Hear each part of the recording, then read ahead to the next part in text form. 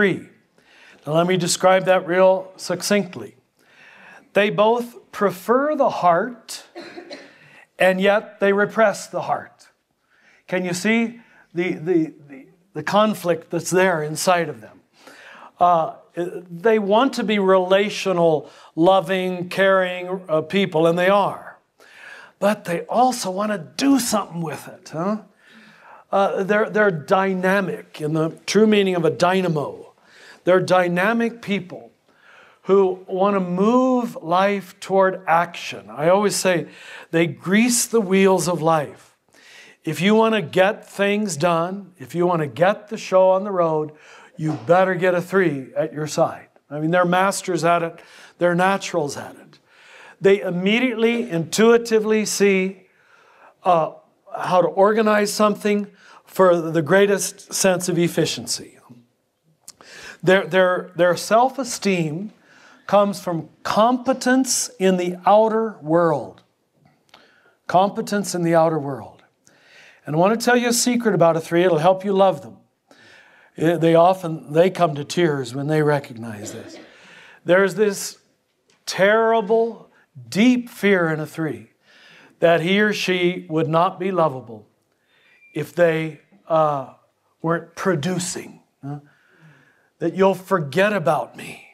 You won't like me. Why would you like me? You know, it's that whole thing we all face.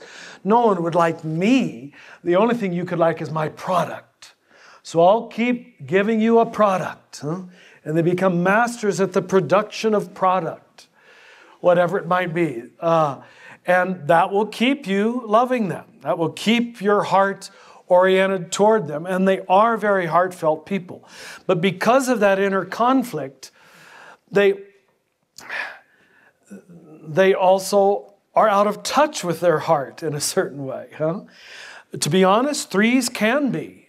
And we see it in the stereotypical American businessman. It can be very superficial. Because that heart is so conflicted, is so torn. They're needy little boys and girls of, I want to please you. I want to make you happy. I want to give you what you want. There was a Franciscan who worked with me in Cincinnati in the early years who was a great 3, now works in Europe as the head of Franciscans International. He can whip anything into shape. But we got to be very close, and he would share his soul with me and vice versa. And, you know, for John to enter a room, he looks like the essence of self-confidence, and everybody would assume he doesn't have an ounce of self-doubt, which is normally what you project onto a 3. They look so competent that you think there's not an ounce of self-doubt. And he says, the moment I enter a room, he says, on an unconscious level, I'm assessing it to see how I can impress them. It isn't even conscious. It's in the emotional inner world, but how can I succeed here? How can I get this show on the road? How can I make it happen? So everything is to make it happen, which they do. And it comes with great ease to them.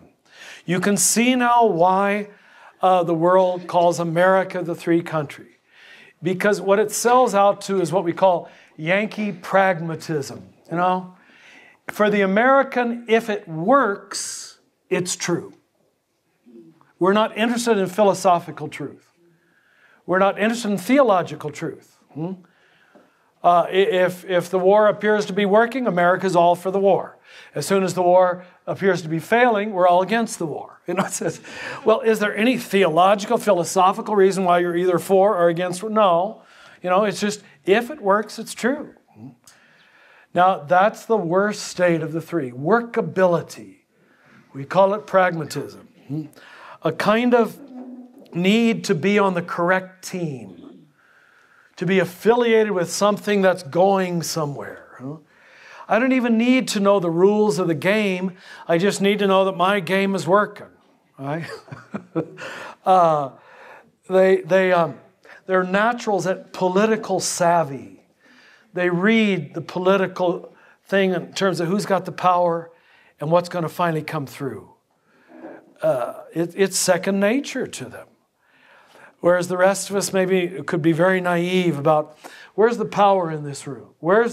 And I don't mean power in the sense of domination. That's going to come more with the 8. With the 3, it's just power as shareability and how can we organize it so this group of people can work together. Do you see? And in that sense, they can be very, very effective community builders because they know what you need, what you want, what you came here for, okay? How can we put this together?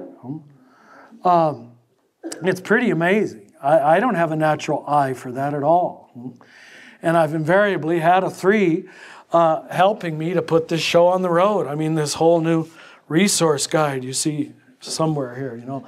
I can't believe all the stuff I've taped. It's embarrassing to see all my books and tapes. It takes a 3. I won't mention any names here, but it's a man in this room who says, okay, how can we put all that together and make it available for people? And make it work. I don't know how to make Richard sellable or workable. We ones aren't really ambitious. We're righteous. I'm sure you can hear it, every other word. We're righteous and arrogant. Ones are ambitious. Now let me describe that ambition. And that's what can make them deceitful. It's probably what got Martha Stewart into trouble. Since we talk about, I mean, a classic 3 off the wall. Who has to turn everything into marketability and sellability and attractiveness, and she does. I mean, God, she's good. I mean, 3s are good at what they do. They don't sell it unless it's attractive. And she's a master at it. But it leads them into this kind of, sometime, playing with the edges of things. I don't know if she did it or didn't do it and don't even care. But the ill will I see toward poor Martha, I'm sure in part is because she's a woman, and you women know that, is men don't like strong women who get such things done. But I want to add in this context, it's partially because she's a 3. A lot of people don't like 3s because they run circles around us. They get too much done, and they're always good looking besides. This tells me there's some connection with body shape and body self-image. You know, I'm sure little kids who are really cute probably get noticed a lot more, unfortunately. We fawn over, oh, isn't she adorable? And that little boy or little girl, oh, I'm adorable. You know, people like me, you know. Well, I'd start doing my dance, wouldn't you? I mean, you start doing your little dance. Hey, what pleases people? All right, this pleases people. This pleases mama. This pleases daddy. In a sense, the 3 is even more a pleaser than the 2. They're both pleasers. But the 2 pleases individuals.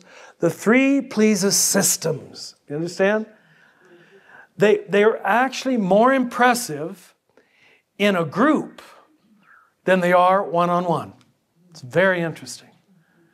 I'm told this, and I don't want to offend anybody's Catholicism, but bishops who have had one-on-ones with the Pope, who I'm convinced is a 3, they say as a one-on-one, he's not nearly as impressive. He can, for whatever reasons, I don't want to reveal some of the individual stories that we're told, but we've all seen him on the stage. You know? I mean, the youth of Europe just in awe at this. The 3 knows how to play the crowd, the group. They know how to lead a group, and a group gives them the authority. They're natural leaders. I would say half of the American presidents of the last century were 3s. John Kennedy, clearly a 3. They almost relate to the camera better, to the stage better, to the public forum better than they do the individual. It's really, really amazing. Very often when you're with them privately, they have to struggle for the right word to describe their inner feelings. But they'll stand up and they'll just, sort of stellar performance. It's very, very interesting. But it is this heart conflict, which is a suffering for them, because they want to be personal, and they are heart people, but they, on a certain level, and this is humiliating for them to admit, if they had to choose between person and product, they'll choose product over person. You know? The sellability of the product, you see. And that's another piece that sometimes makes people dislike or mistrust threes, because we're afraid I'll be swept up in that and maybe he'll use me. And that's probably the worst thing a three could do, but sometimes does, is use people for the sake of the product. And they're so glib, they're so good looking, they're so efficient, they're so attractive that you tend to let them do it. And then when you're halfway down the line, you start resisting it. Why'd I let him talk me into that? You know, they're very hard to resist. Threes are very hard to resist. They're always selling themselves to the group. But again, I want to say out of the other side of my mouth, they're good at it in terms of leading the group, organizing the group, recognizing the gifts that are there. That's one of their great, both the 3 and the 4 are potentiators in seeing talented people. The person just walks in the door, and I've seen our executive director do that too. And he'll come to me, you know, I think she could do that. Oh, and I say, I never would have thought of that. Yeah, I bet she could, you know. They just see it. It's really an extraordinary gift. All of these gifts, which you've developed for 30 years, are second nature to you. So I do want to keep emphasizing that they are gifts. But it's fast food. It's the too glib, the too quick solution. Do you see? It isn't always long-term food from the 3. They're natural competitors. They're natural winners. They know how to tell a lie and make it not sound like a lie. The used car salesman, I guess. Dale Carnegie, how to tell a lie and be sincere about it, you know? And is it any surprise that the Dale Carnegie course went on for years in America? That appeals to us. It's our way of thinking. The need is the need to be successful. Success becomes an idol in their life, and that's why failure is a necessity. They must, for the sake of their soul, fail. Right? There usually has to be one major, poor Martha's in the middle of it right now, you know, and you just hope she has the spirituality to learn from it, and to say, okay, Martha, this had to happen. Right? In terms of the soul, you have to suffer one great defeat by your misreading of a situation. The 3 has to eat their failure. What they'll normally do, and their masters at it, is to turn their failure into a success. God, they're good at it, you know? They'll rearrange it in their own mind and in your mind. That's why I think most 3s need to be married to have a healthy life, because a healthy marriage, as you well know, many of you, what it does for you is one person who is your truth speaker, you know, who doesn't let you off the hook. And there's one person the 3 can go home to and be naked with, and I mean that in every sense. Be naked with, I am who I am, and cry with that person, and fail with that person. You understand? You know me for who I really am, and finally there's one place where I don't have to be stellar, I don't have to shine, I don't have to succeed with you. And I mean, I remember this nun in Cincinnati who just broke down in tears because I was able, she worked with me for many years as a 3, I was able, by the grace of God, to really love her and accept her as a person. When that broke through one day, that I did not love her because she was my right-hand woman, but because she was Pat, the tears could not stop. So they need one person like that where they can finally be loved for who they are. Now, don't we all want that, of course? I mean, every one of you in this room wants that. I do too. Will someone love me for who I am, not just because people think I'm important or whatever? And that's what the 3 thinks, that the only reason you like me is because I'm important and successful. So many of them go toward roles and titles and totally immerse themselves. There's a lot of bishops who are 3s, I'm afraid. A lot of heads of everything who are 3s. Because role and title and costume and hat, special hat or special anything, just reassures the three that I have a role and am significant. They're far too tied to roles. And so to help them spiritually, you have to help them detach. And can you just be Bill today and not Bill, the vice president of the corporation? That's what hopefully they can be with their wife, their husband, with their spiritual director, their father confessor. We're one place we all have to be where we can be naked and loved apart from our roles, apart from any title. Image is very important to a three. And that's why very often God has to take it away from them so they can fall back in to who they were before image, before self-image. We've made a whole art form out of this. We call it Madison Avenue. The selling of image, the manufacturing of image, the communicating of image as if it's substantial reality, when Madison Avenue is nothing more than images. And yet it makes billionaires out of people, the selling of images. Is it any surprise that the movie theater or the motion picture has become the American art form? We're masters at it. We really are. I mean, when American movies are good, they're really good because we really know how to communicate the image. So the four wing is already coming in, this artistic creativity of the four, but the putting it on film and transporting it to the whole world. Can you see? That's so Hollywood is like a combination of 3 and 4. Creativity with product. Bill Clinton was undoubtedly a 3. I think Ronald Reagan was probably a 3. It's just, we'll keep electing 3s president. I think Bush is a 6. Kerry might be a 3. Could well be another 3. But we'll probably keep electing 3s because they mirror the level of consciousness of this country. Right? It's what we admire. It's what we like. Winners who look like winners. And all you have to do is have a winner's face and talk like a winner, and that's our president. All right? He's going to be our leader because he reflects who we are. Does it work is the first question in a 3's mouth. Will it work? Can you do anything with it? Will it go anywhere?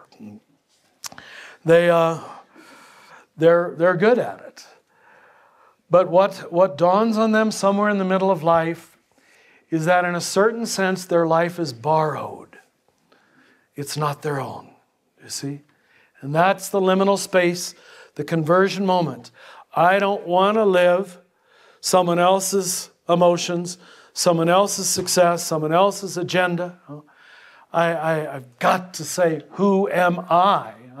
Apart from success, apart from public image, apart from persona. Again, usually some need to move apart from the crowd, to move apart from the world of appearance and attractiveness, and good looks and all the rest, and money. Many of our people have translated this all into money, that the making of money proves I am a success. It's of course a lie, and the soul knows it, that it doesn't say you're a success on that finally meaningful level. But their self-confidence comes precisely from workability, from the flow happening. And when they get caught up in that flow, it is so exciting to them. They can probably work 20-hour days. It's amazing the amount of energy a 3 will have. And not tire, because the dynamism itself is their food. The creating of workability, the creating of success in other people's eyes. But then they have to eventually pull it back. What is really success in my eyes? How can I be happy with myself? And like the 2, I mean, they almost want to cry. They don't know, damn it. I don't even know what my agenda is or what would be happiness for me. I've spent all my life trying to make you all happy and trying to make you all successful and trying to make you succeed. they often tend to be very stereotypical feminine and very stereotypical masculine without working at it. I think that's part of their attractiveness. You know, a woman who's a 3 is feminine and sexy. And she's on the make too with the crowd. They love clever little phrases, clever little one-liners, you know, that in 2 words can pull together the whole conversation. Stephen Covey, you know, the 7 Habits of Highly Effective People. I mean, there's a philosophy for 3s, or the 1-Minute Manager. I mean, it's good stuff. Yeah, I wouldn't disagree with any of it. No? And so they have this ability to make it concise and clear. Why? It's more sellable, right? And it's more manageable. That's one of the reasons for American success in all the world. I mean, let's say some good things about our country. I go to so many countries where I just want to say, get to the point. Around it and around it and around it they talk. And we Americans just say it, you know? Just get right to it. And even the way I talk, when I go to Europe, they love it, but I can see their little, gosh, he talks like an American. He just, and I say, oh God, am I one too? You know, we cut through all of the extraneous stuff that's going to get in the way and that isn't the point. 3s love, what's the point here? And I bet if you've been in a conversation with a 3, they'll finally, and what's the point? What did you come here to talk to me about? After they've gone on babbling for 20 minutes and you don't know what it is or where it is they're going, they have no patience with that. Now that impatience will make you upset. You'll feel, oh, he's not listening to me, which he probably isn't. But on another level, he is listening to you and saying, I want to do something with your message, but give me a chance to do it, you understand, and give it to me clean. So they like clean phrases and quick, summary kind of phrases. They're into charts and organizational manuals and all the rest of that. They always look like they're being looked at. You know, glamorous models. They don't dress down. Without trying, they put on nice clothes. Present their best self and present it to you. In a certain sense, they look at themselves from outside and they know how they look. I guess that's not completely wrong, as long as you don't stay out there forever, and that's their problem. Get inside what's going on in here. If they don't do that, the 3 becomes very, very superficial. And that's the international image of the Americans. They get a lot done, but don't expect much once you scratch the surface. There's nothing underneath except cliches and clever phrases about making the world safe for democracy and all these things. But the rest of the world feels we can't carry on in-depth conversations philosophically or theologically or psychologically. It's just these clever one-liners that the 3 settles for, and a 3 culture, I think, settles for. So the animal is the racehorse. They're natural racehorses. They can't help it, and they almost always win the race. Or the show horse, not just winning the race, but looking good while I'm winning the race. It's a great skill, huh? The peacock is also used. Now, I know different animals have been used by different people, but the peacock puts up its beautiful tail and says, look at me, look at me, you look at me. And what you see is beautiful, and it is attractive. I know I said this, but I will say it again because it makes the point, and it's the way I was first taught it. He said, now, Richard, when you're spiritually directing a 3, remind them that when you cut off the tail of a peacock, they're just an ugly chicken like everybody else. And tell them to put their big tail down once in a while and just be a human being. Just be one of the crowd. And honestly, I can tell you this from the 3s. They want to be that. But they are convinced that you'll be disappointed if they're ordinary. Do you understand? That you won't like them anymore. You won't invite them to your parties anymore. You won't care about them anymore if you don't, because the only possible reason you would like me, do you see how self-hatred is at all of our hearts? Is because I'm manufacturing success for you. But when the day I'm not manufacturing success, you're going to drop me like a hot potato. That's what they fear. And very often, to be honest, not again to tie this up with parents, that our parents made us do it. But very often, threes did have one parent whose love was very conditional. Almost without exception. One parent who they learned very early, the only way I'm going to get dad's love or mom's love is I got to perform for dad. I got to perform for mom. And so that is so deep inside of them that it doesn't change easily. Threes have a hard conversion and a long conversion because they'll keep going back to where they're fed. Not that we all don't, but they do in a especially strong way. And that's, I went out of my way to describe it so you'd get the sense of the double compulsion of the center point, right? That person is doubly trapped. Even his two is heart, his two wing, haven't taught you the wings yet, but hold on to it, and his four wing is heart. So he's heart, heart, heart. She's heart, heart, heart, you know. He has to work, she has to work to get some head. That doesn't mean they're not smart. It's nothing to do with smarts. But to be more rational, logical. So threes get jerked around by their feelings. And they think because a person likes them, or there's warm simpatico between them and a person, that person will also be effective and a hard worker and productive and efficient. That's all projection from their side.